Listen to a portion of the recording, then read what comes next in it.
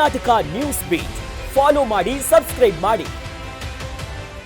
ಪ್ರಮುಖವಾಗಿ ಈಗ ಅಶೋಕ್ ಮತ್ತು ವಿಜೇಂದ್ರಗೆ ಹೈಕಮಾಂಡ್ ಸರಿಯಾಗಿನೇ ಕ್ಲಾಸ್ ತಗೊಂಡಿತ್ತು ಇತ್ತೀಚೆಗಷ್ಟೇ. ಇದರ ಬೆನ್ನಲ್ಲೇ ನಿನ್ನೆ ಕೇಂದ್ರ ಸಚಿವ ಸೋಮಣ್ಣ ಅವರು ಬಿಜೆಪಿಯ ರಾಷ್ಟ್ರೀಯ ಅಧ್ಯಕ್ಷ ನಿತಿನ್ ನಬೀನ್ ಅವರನ್ನ ಭೇಟಿಯಾಗಿದ್ರು. ಇವತ್ತು ಬೆಂಗಳೂರಿನಲ್ಲಿ ಅಶೋಕ್ ಅವರು ಕೂಡ 1 ಗಂಟೆಗೂ ಹೆಚ್ಚು ಕಾಲ ಒಂದಿಷ್ಟು ಚರ್ಚೆ ಮಾತುಕತೆ ಎಲ್ಲ ಮಾಡಿದ್ರಂತೆ. ಇದರೊಂದಿಗೆ ರಾಜ್ಯ ಬಿಜೆಪಿಯಲ್ಲಿ ನಾಯಕತ್ವದ ಬದಲಾವಣೆ ಆಗಿಬಿಡುತ್ತಾ ಅನ್ನೋದೊಂದು ಚರ್ಚೆ ಜೋರಾಗಿ ನಡೀತಿದೆ. ಅಷ್ಟೇ ಅಲ್ಲ, ಸೋಮಣ್ಣ ಅವರೀಗ ರಾಜ್ಯಾಧ್ಯಕ್ಷರಾಗ್ತಾರೆ ಅನ್ನುವಂತ ಒಂದಿಷ್ಟು ಗುಸುಗುಸು ಮಾತುಗಳು ಕೇಳಿ ಬರ್ತಾ ಇದೆ. ಇದಕ್ಕೆ ಸಂಬಂಧಪಟ್ಟಂತೆ ಮುರುಗೇಶ್ ನಿರಾಣಿ ಮತ್ತು ಮಾಜಿ ಸಚಿವರಾಗಿರುವಂತ MP ರೇಣುಕಾಚಾರ್ಯ ಅವರು ಮಾತನಾಡಿದ್ದಾರೆ. ನೋಡಿ ಬರೋಣ. ವರ್ಷಕ್ಕೊಂದ್ಸಲ ಮಂಡಳ ಅಧ್ಯಕ್ಷರಿಂದ ಹಿಡಿದು ರಾಷ್ಟ್ರೀಯ ಅಧ್ಯಕ್ಷರವರೆಗೆ ಬದಲಾವಣೆ ಆಗ್ತಾ ಇದೆ. ಅದೇನಾದರೂ ಸ್ಪೆಷಲ್ ಕೇಸ್ ಅಂತ ಬಂದಾಗ ಮಾತ್ರ ಅವರು ಎಕ್ಸ್ಟೆನ್ಷನ್ ಮಾಡಿರುವಂಥದ್ದು ನಮ್ಮ ಬೈಲಾಸ್ದಲ್ಲಿದೆ. ಆದರೆ ಕೆಲವೊಂದಿಷ್ಟು ಅಸಮಾಧಾನವೂ ಇದೆ.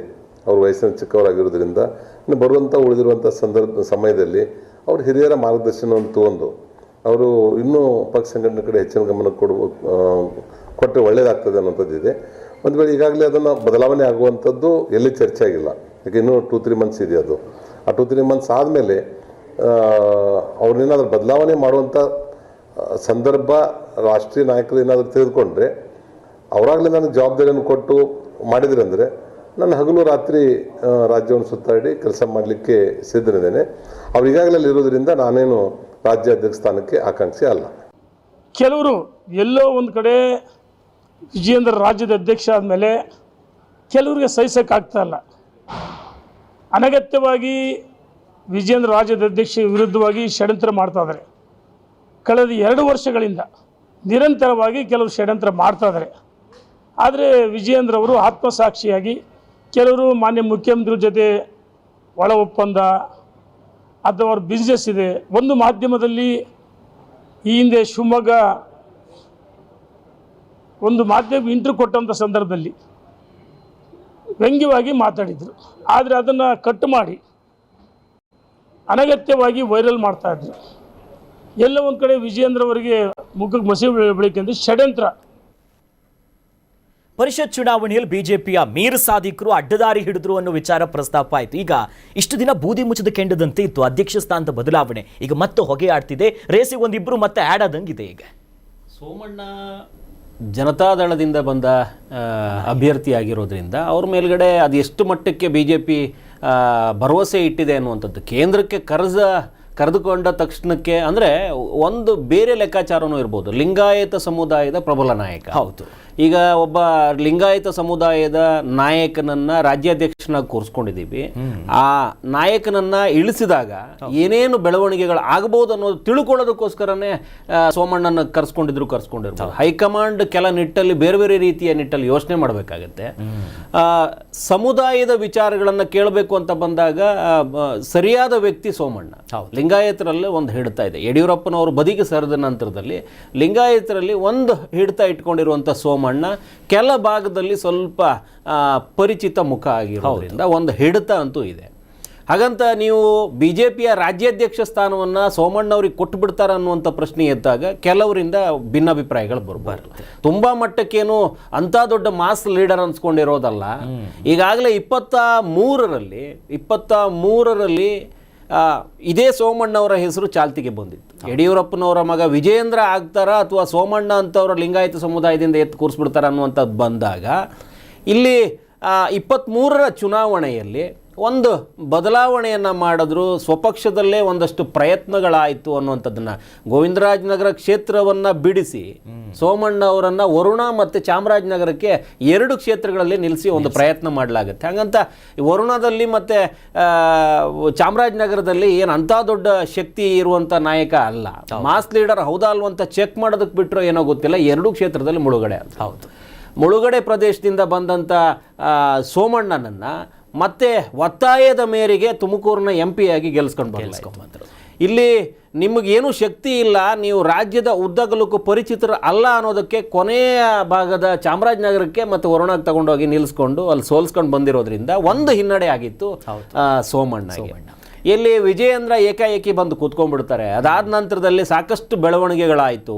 ಈಗ ಅಡ್ಡ ಮತದಾನದ ವಿಚಾರದಲ್ಲಿ ಮತ್ತೆ ಚರ್ಚೆಗೆ ಬರ್ತಾ ಇರುವಂಥದ್ದು. ಈಗ ಒಂದು 6-8 ತಿಂಗಳಿಂದ ವಿಜಯೇಂದ್ರ ಈಗ ಬದಲಾವಣೆ ಆದರು, ನಾಳೆ ಬದಲಾವಣೆ ಆಗ್ತಾರೆ, ನಾಡಿದ್ದಿಗೇನೋ ಮಾಹಿತಿ ಬಂದುಬಿಡುತ್ತಂತೆ, ಆಚೆ ನಾಡಿದ್ದೇನೋ ಬೇರೆಯವ್ರ ಪ್ರತಿಷ್ಠಾಪನೆ ಅಂತೆ, ಈ ರೀತಿಯ ಮಾತುಗಳು ಕೇಳಿ ಬರ್ತಾ ಇರೋದು ಈ ಹೊಸದಾಗಿಲ್ಲ. ಈಗ 8 ತಿಂಗಳಿಂದ 6-8 ತಿಂಗಳಿಂದ ಇದೇ ನಡೀತಾ ಇದ್ದಾವೆ. ಹಾಗಂತ BJPಯ ರಾಜ್ಯಾಧ್ಯಕ್ಷರ ಪಟ್ಟಿಗಳಿಗೇನು ತುಂಬ ಹೆಸರುಗಳು ಸೇರ್ಕೊಳ್ತಾ ಇದ್ದಾವೆ.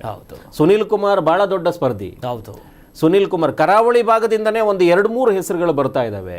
ಸುನೀಲ್ ಕುಮಾರ್ ಕಾರ್ಕಳದಿಂದ ಬರ್ತಾ ಇದ್ದಾರೆ.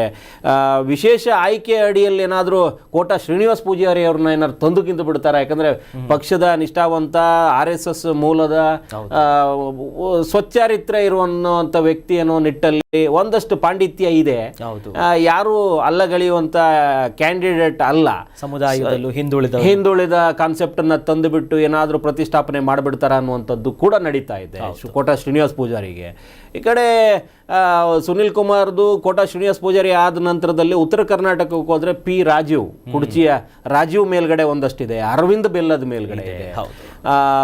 ಬೆಂಗಳೂರಿನ ಲೆಕ್ಕಾಚಾರಕ್ಕೆ ಅಶ್ವಥ್ ನಾರಾಯಣರು ಕಾದು ಕೂತಿದ್ದಾರೆ. ಮತ್ತು ಅವರಲ್ಲಿ ಒಂದು ವರ್ಚಸ್ಸು ಇರೋದ್ರಿಂದ, ಅದು ಚಾರಿತ್ರ್ಯ ಚೆನ್ನಾಗಿರೋದ್ರಿಂದ, ಒಂದಷ್ಟು ವಿಚಾರ ಇರೋದ್ರಿಂದ ಅಲ್ಲೂ ಕೂಡ ಒಂದಷ್ಟು ಏನೋ ಬೆಳವಣಿಗೆಗೆ ನಿರೀಕ್ಷೆ ಮಾಡುವಂಥ ಪಟ್ಟೀಲಿ ಸ್ಥಾನ ಪಡ್ಕೊಂಡಿರುವಂಥ ವ್ಯಕ್ತಿ. ಈ ರೀತಿ ಒಂದಷ್ಟು ಜನ ಕೂತ್ಕೊಂಡು ಜಗದೀಶ್ ಶೆಟ್ಟರ್ಗೆ ಮತ್ತೆ ತಾನಾಗಬೇಕು ಅನ್ನುವಂಥ ಲೆಕ್ಕಾಚಾರ ಇದೆ. ಬೊಮ್ಮಾಯಿ ಕೂಡ ಮತ್ತೆ ರಾಜ್ಯಾಧ್ಯಕ್ಷನ ಸ್ಥಾನವನ್ನು ಅಲಂಕರಿಸಿ ಮುಖ್ಯಮಂತ್ರಿ ರೇಸಿಗೆ ಬಂದುಬಿಡೋಣ ಅನ್ನುವಂಥ ಪಟ್ಟೀಲಿದ್ದಾರೆ ಬೊಮ್ಮಾಯಿ. ಹಿಂಗೆ ನೋಡೋಕೆ ಹೋದರೆ ನಿಮಗೆ ಸುಮಾರು ಜನ ಸಿಕ್ಕಿಬಿಡ್ತಾರೆ. ಅದರ ಮಧ್ಯದಲ್ಲಿ ಎದ್ದು ಬಂದು ದೆಹಲಿಗೆ ಪ್ರಯಾಣ ಮಾಡ್ತಾ ಇರೋದ್ರಿಂದ ಸೋಮಣ್ಣ ಮೇಲೆ ನಿರೀಕ್ಷೆ ಹೆಚ್ಚಾಗಿರುವಂಥದ್ದು. ಸೋಮಣ್ಣನ ಆಯ್ಕೆ ಮಾಡಿಬಿಡ್ತಾರಾ ಅನ್ನುವಂಥದ್ದನ್ನ ಹೈಕಮಾಂಡೇ ತೀರ್ಮಾನ ಮಾಡಬೇಕು. ಯಾಕಂತಂದ್ರೆ BJP ಈಗಿನ ಕೆಲ ನಿರ್ಧಾರಗಳು ತಪ್ಪಾಗಿ ತಗೊಂತಾ ಇದ್ದಾವೆ. ಹಂಗೂ ಒಂದು ತಪ್ಪು ನಿರ್ಧಾರ ಮಾಡಲೇಬೇಕು ಅಂದ್ರೆ ಸೋಮಣ್ಣ ಅವ್ರನ್ನ ಆಯ್ಕೆ ಮಾಡ್ಕೊಂಡ್ಬಿಡತ್ತೇನೋ ಅಂತ. ಯಾಕಂದ್ರೆ ವಿಜಯೇಂದ್ರ ಆಯ್ಕೆಯಲ್ಲೂ ತಪ್ಪಾಗಿತ್ತು, R. ಅಶೋಕ್ ಆಯ್ಕೆಯಲ್ಲೂ ತಪ್ಪಾಗಿತ್ತು. ಈಗ ಸೋಮಣ್ಣ ಅವ್ರನ್ನ ಆಯ್ಕೆ ಮಾಡಿದ್ರು ತಪ್ಪಾಗತ್ತೆ ಅನ್ನುವಂಥದ್ದು ಪಂಡಿತರ ಲೆಕ್ಕಾಚಾರ. ನೀವು ಯಾವ ಆಧಾರದಲ್ಲಿ ಲಿಂಗಾಯತರನ್ನೇ ಪೋಷಣೆ ಮಾಡಬೇಕು ಅಂತ ನಿಟ್ಟಲ್ಲಿ ಒಬ್ಬ ಲಿಂಗಾಯತ ನಿಲ್ಲಿಸಿ ಇನ್ನೊಬ್ಬ ಲಿಂಗಾಯತನ ತರ್ತೀರಾ, ಅಥವಾ ಈಗಾಗಲೇ ಲಿಂಗಾಯತರಿಗೆ ಕೊಟ್ಬಿಟ್ಟು ಆ ಸಮುದಾಯವನ್ನು ಒಂದಷ್ಟು ಅಳತೆಗೆ ತಗೊಂಡಿದ್ದೀವಿ, ಹಿಂದುಳಿದವ್ರನ್ನ ಯಾರನ್ನೋ ತಂದುಬಿಡೋಣ. ಯಾಕಂದರೆ ಹಿಂದುಳಿದ ನಾಯಕನ ಸ್ಥಾನದ ಅಡಿಯಲ್ಲೇ BK ಹರಿಪ್ರಸಾದ್ ಅವರು ಕಾಂಗ್ರೆಸ್ಗೆ ಚುಕ್ಕಾಣಿ ಹಿಡ್ಕೊಂಡಿರುವಂಥದ್ದು, ಸಾರಥಿಯಾಗಿರುವಂಥದ್ದು. ಈ ಕಡೆ ಕೋಟಾ ಶ್ರೀನಿವಾಸ್ ಪೂಜಾರಿ ಅವ್ರನ್ನ ತಂದುಬಿಟ್ಟು ಮತ್ತೊಬ್ಬ ಹಿಂದುಳಿದ ನಾಯಕನನ್ನು ತಂದು ಕೂರಿಸ್ಕೊಂಡ್ಬಿಟ್ರೆ ಒಂದು ತಕ್ಕಡಿ ಸಮವಾಗಿ ತೂಗಬಹುದು ಅನ್ನುವಂಥ ನಿಟ್ಟಲ್ಲಿ ನೋಡಬೇಕು. ಈ ಬೆಳವಣಿಗೆ ತುಂಬ ದೊಡ್ಡ ಮಟ್ಟದ ಮಾತುಕತೆಗೆ ಇವತ್ತೇನು ಕೂತಿದೆ. BJP ಅಷ್ಟು ಸಲೀಸಾಗಿ ಅಧ್ಯಕ್ಷರನ್ನ ಆಯ್ಕೆ ಮಾಡೋದು ಮತ್ತು ಈ ವಿಜೇಂದ್ರನ್ ತೆಗೆಯೋದು ಕೂಡ ಇದಾಗಿಲ್ಲ. ಯಾಕಂದರೆ ಇಲ್ಲಿ ಶಕ್ತಿ ಜೊತೆ, ಸಾಮರ್ಥ್ಯ ಜೊತೆ, ದ್ರವ್ಯ ಜೊತೆ ಬೇರೆ ಬೇರೆ ನಿಟ್ಟಲ್ಲಿ ಕೆಲಸಗಳಾಗಿದ್ದಾವೆ. ಹಾಗಾಗಿ ಅಷ್ಟು ಈಸಿಯಾಗಿ ತೆಗೆದು ನಿಲ್ಲಿಸ್ಕೊಳ್ಳೋದಕ್ಕೆ ಆಗೋದಿಲ್ಲ. ಇನ್ನು 2 ವರ್ಷ ಇದೆ.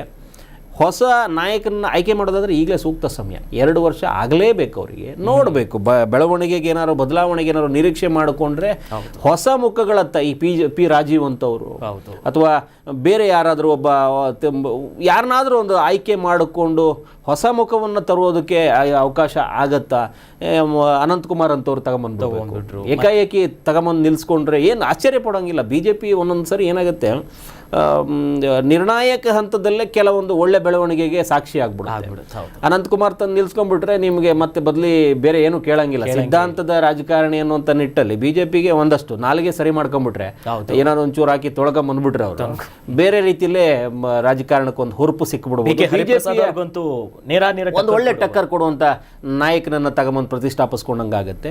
ಅನಂತಕುಮಾರ್ನು ಅಲ್ಲಗಳೆಯೋಂಗಿಲ್ಲ. ಕಾರ್ಯಕರ್ತರಿಗೆ ಒಂದು ಹುರುಪು ತರೋದಕ್ಕೆ, ಜೋಶು, ಅದನ್ನೆಲ್ಲ ಮತ್ತೆ ಮರಳಿ ಪ್ರತಿಷ್ಠಾಪಿಸೋದಕ್ಕೆ BJPಯಲ್ಲಿ ಆ ರೀತಿಯ ನಾಯಕರು ಮೂಲೆ ಗುಂಪಾಗಿ ಕೂತಿದಾರಲ್ಲ, ಅವ್ರನ್ನೇ ತಂದು ಪ್ರತಿಷ್ಠಾಪನೆ ಮಾಡಿದ್ರೆ ಆಶ್ಚರ್ಯ ಪಡಂಗಿಲ್ಲ. ಸೋಮಣ್ಣ ಅನಿರೀಕ್ಷಿತ ಆಯ್ಕೆ ಆಗ್ಬೋದು, ಆದರೆ ಅನಿರೀಕ್ಷಿತ ಆಯ್ಕೆ ಆಗ್ಬೋದು, ಅದು ಎಲ್ರಿಗೂ ಸರಿ ಅನಿಸದೇ ಇರ್ಬೋದು. ಆ ನಿಟ್ಟಲ್ಲಿ ಹೈಕಮಾಂಡ್ ಮತ್ತೆ ಅದೇ ತಪ್ಪು ಮಾಡಲಿಕ್ಕಿಲ್ಲ ಅನ್ನುವಂಥದ್ದು ನಮ್ಮಂಥವ್ರ ಭಾವನೆ. ನೋಡೋಣ.